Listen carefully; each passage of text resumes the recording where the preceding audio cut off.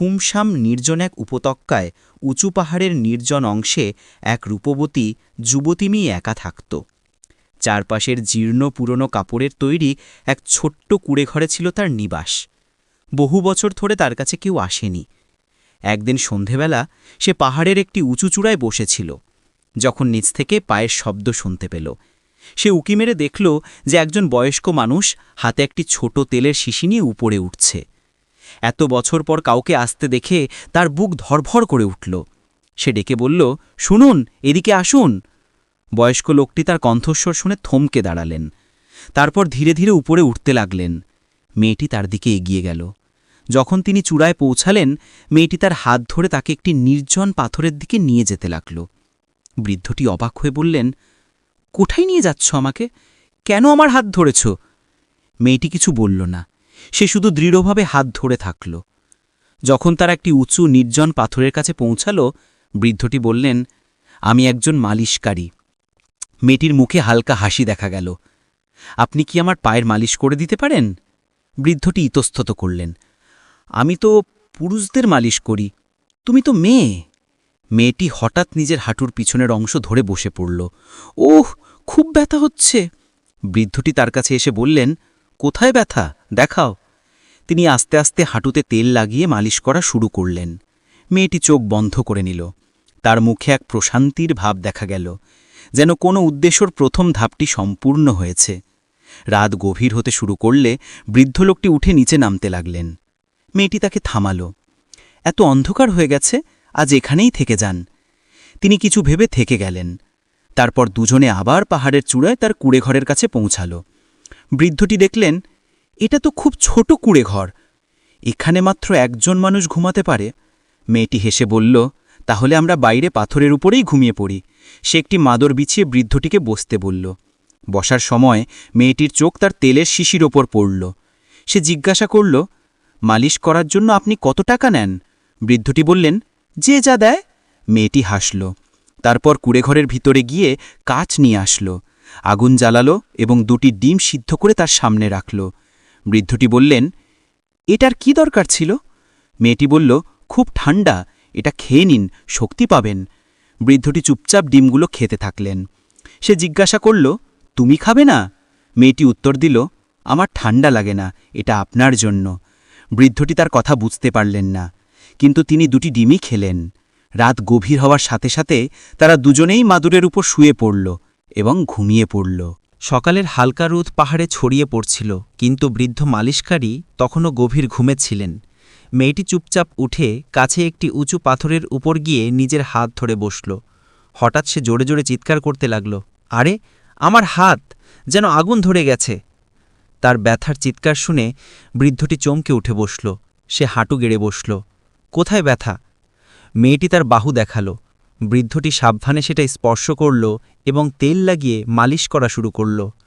মেয়েটি চোখ বন্ধ করে নিল। তার মুখে এক অদ্ভুত প্রশান্তি নেমে আসল, যেন সে অন্য কোনো জগতে হারিয়ে গেছে। বৃদ্ধটি গম্ভীর স্বরে বললেন, তোমার শরীরে এত লুকানো ব্যথা কেন? মনে হচ্ছে বছরের পর বছর ধরে কেউ তোমার যত্ন নেয়নি। মেয়েটির কণ্ঠস্বর ক্ষীণ হয়ে গেল, এখনও পর্যন্ত কেউ যত্ন নেয়নি, কিন্তু আপনি নিতে পারেন। এটি শুনে বৃদ্ধটি কিছুক্ষণের জন্য চুপ করে থাকলেন। তার চোখে হালকা উজ্জ্বলতা এবং বিভ্রান্তি দেখা দিল। হঠাৎ মেয়েটি উঠে দ্রুত একটি বড় পাথরের পিছনে চলে গেল। বৃদ্ধটি অবাক হয়ে তার পিছনে গেলেন এবং দেখলেন যে সে লুকিয়ে তাকে দেখছিল।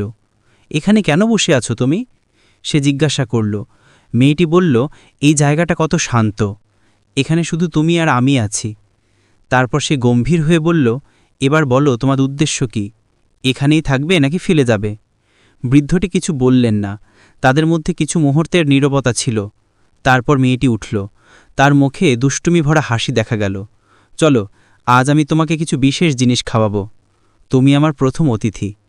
তারা কুঁড়েঘরে পৌঁছাল। সে আগুন জ্বালালো এবং এবার মাংসের একটি ছোট টুকরো রান্না করতে লাগল। বৃদ্ধটি অবাক হয়ে জিজ্ঞাসা করলেন, এটা কোথা থেকে আসলো? মেয়েটি হেসে বলল, তোমার আসার আগেও এখানে কেউ এসে লুকিয়েছিল, কিন্তু এখন সে অনেক নিচে উপত্যকায় আছে। তার কথা শুনে বৃদ্ধটি কিছুটা চমকে গেলেন, কিন্তু কিছু বললেন না। খাবার তৈরি হলো, তখন তারা দুজনে একসাথে বসে খেল। সন্ধ্যা ঘনিয়ে আসছিল, ঠান্ডা বাতাস বইতে লাগল। মেয়েটি তার হাত ধরল এবং তাকে পাহাড়ের একটু উঁচু পাথরের কাছে নিয়ে গেল। সেখানে বসে সে বলল, আজ তুমি আমার মাথার মালিশ করবে, খুব ব্যথা। বৃদ্ধটি কিছুক্ষণ ভাবলেন, তারপর বললেন, যদি তুমি শান্তি পাও তাহলে আমি প্রতিটি ব্যথা কমানোর চেষ্টা করব। তিনি ধীরে ধীরে তার মাথার মালিশ করলেন এবং সে শান্ত হয়ে বসে রইল। এরপর তারা কুঁড়েঘরের কাছে ফিরে আসল। মেয়েটি কাঠ জড়ো করে বাইরে আগুন জ্বালালো। দুজনে পাশে বসে পড়ল। মেয়েটি তার চোখের দিকে তাকিয়ে জিজ্ঞাসা করল, আপনি কি একা? আপনার স্ত্রী নেই? বৃদ্ধটি কিছু বলতে যাবেন, এমন সময় সে হেসে বলল, চিন্তা করবেন না, আমি আছি তো আপনার। তার কথা শুনে বৃদ্ধটি কিছুক্ষণের জন্য হতবাক হয়ে গেলেন, কিন্তু তিনি নীরব রইলেন। রাতে তারা দুজনে আবার পাহাড়ের উপর মাদুর বিছিয়ে ঘুমিয়ে পড়ল। সকাল হতেই মেয়েটি চুপচাপ পাশের একটি উঁচু পাহাড়ে চলে গেল, যেখানে পাথর দিয়ে তৈরি একটি গোল বৃত্ত ছিল। সে তার মধ্যে বসে জোরে জোরে কাঁদতে লাগল। এই সৌন্দর্যের কি লাভ, যা আমাকে শান্তি দেয় না? এখন এই ব্যথা সহ্য হয় না। আগে যেমন ছিলাম সেটাই ভালো ছিল, অন্তত শান্তি তো ছিল। এদিকে বৃদ্ধটি জেগে উঠলেন এবং তাকে না পেয়ে পাহাড়ে পৌঁছালেন। তিনি দেখলেন মেয়েটি বৃত্তের মধ্যে বসে আছে। তিনি ধীরে ধীরে কাছে আসলেন। তার মুখে স্পষ্ট উদ্বেগ দেখা যাচ্ছিল। কি হয়েছে? তুমি এখানে কেন বসে আছো? মেয়েটি দ্রুত তার চোখের জল মুছে বলল, কিছু না, এমনি এসেছিলাম, পায়ে একটু ব্যথা হচ্ছে। বৃদ্ধটি তার পা ধীরে ধীরে সোজা করলেন এবং তাকে কুঁড়েঘরের ভিতরে নিয়ে এলেন। ভিতরে পৌঁছানোর পর তিনি জিজ্ঞাসা করলেন, এটা কি? তোমার প্রতিদিন কেন ব্যথা হয়? আর সেই পাহাড়ে কেন গিয়েছিলে? মেয়েটি ধীরস্বরে বলল, এটা আমার শাস্তি, এবং আমি এই সব কিছু আপনার জন্য করছি। বৃদ্ধটি অবাক হয়ে জিজ্ঞাসা করলেন, আমার জন্য কিভাবে? মেয়েটির চোখে কোনো গভীর রহস্য ঝলসে উঠল, কিন্তু সে কিছু না বলে বাইরে চলে গেল। দুপুর হয়ে গিয়েছিল। মেয়েটি খাবার বানালো এবং দুজনে একসাথে খেল। খাবার শেষ হওয়ার পর নীরবতা নেমে আসলো। বৃদ্ধটি বললেন, কিছু বেশি খেয়ে ফেললে না তো? মেয়েটি হাসল, আপনার সাথে বসে থাকতে ভালো লাগে, সম্ভবত এই জন্য। বৃদ্ধটি বললেন, তুমি অদ্ভুত, একদিন না খেয়ে থাকো, অন্যদিন মাংস রান্না করে নিয়ে আসো। মেয়েটি হেসে দিল, মাঝে মাঝে ক্ষুধা পেটে নয়, মনে থাকে। বৃদ্ধটি গম্ভীর হয়ে বললেন, তোমার কথাগুলো আমাকে বিভ্রান্ত করে দেয়। তুমি কি বলতে চাও? মেয়েটি নম্রভাবে বলল, এখনও কিছু না, শুধু আজ রাতেও এখানেই থাকবেন তো? বৃদ্ধটি বললেন, তুমি প্রতিদিন এখানেই জিজ্ঞাসা করো, তবু আমি থেকে যাই। যদি তুমি চাও আমি থাকব। কিছু মুহূর্তে নীরবতা ছিল। তারপর মেয়েটি বলল, এখন চলে যাবেন না, যদি চলে যান তাহলে ব্যথা আবার ফিরে আসবে। বৃদ্ধটি বললেন, আজ আবার কোথায় ব্যথা? মনে? সে ধীরে উত্তর দিল, সে বলল, এটার চিকিৎসা তো আমার কাছে নেই। মেয়েটি দুষ্টুমি করে বলল, আপনার হাতে জাদু আছে, আপনি জানেন না? বৃদ্ধটি হেসে উঠলেন, তুমি খেলা করছ? মেয়েটি গম্ভীরতার সাথে বলল, যদি খেলা করতাম তাহলে তুমি হেরে যেতে।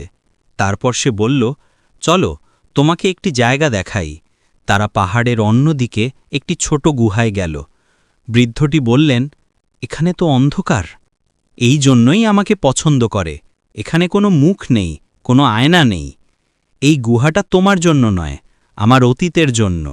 বৃদ্ধটি বললেন, তোমার ভিতরে অনেক কিছু লুকালো আছে এবং অনেক কিছু ভুলে যাওয়াও আছে।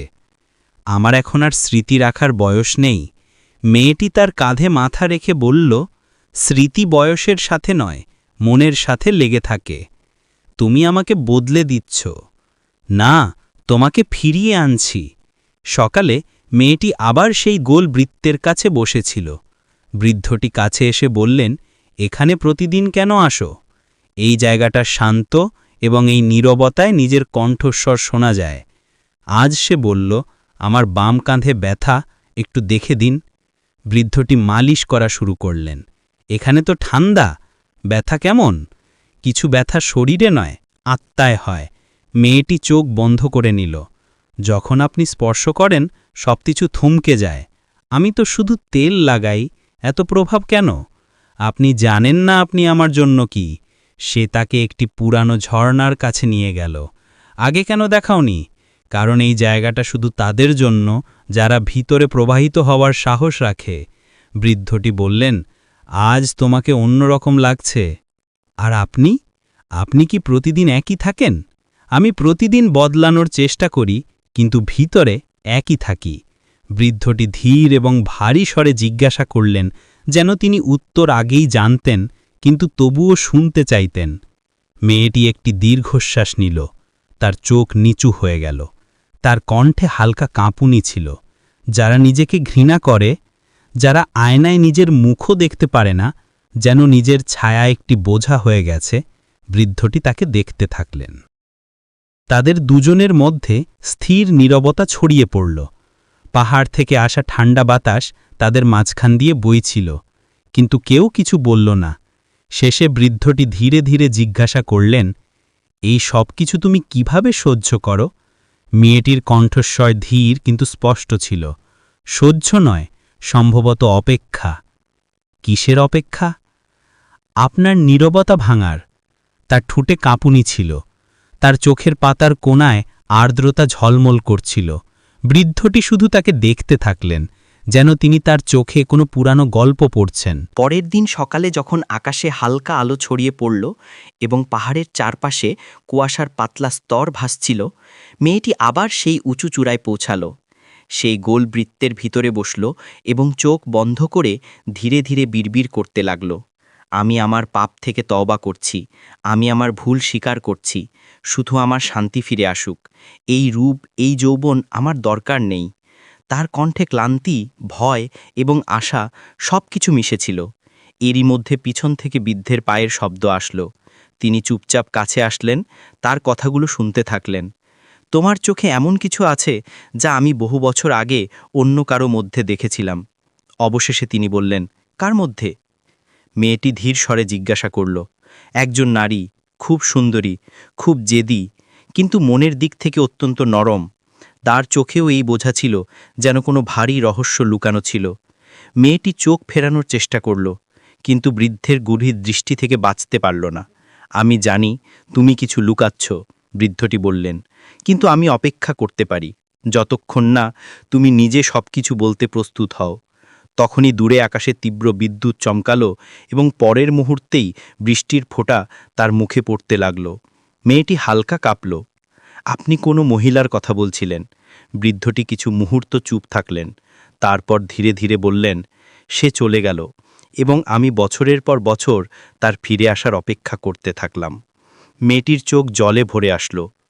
যদি সেই নারী ফিরে আসে, আমি তাকে কিচ্ছু জিজ্ঞাসা করব না, শুধু এটাই চাইব যে সে আমার সাথে সুখে থাকুক। মেয়েটির ঠোঁটে কণ্ঠস্বর আটকে গেল। যদি সেই নারী আমি হই? বৃদ্ধটি সেখানেই থমকে গেলেন, যেন তার শ্বাস থেমে গিয়েছিল। আমি সেই যে তোমাকে বহু বছর আগে ছেড়ে দিয়ে গিয়েছিলাম। বৃদ্ধের চোখও ভিজে গেল। তুমি আমার?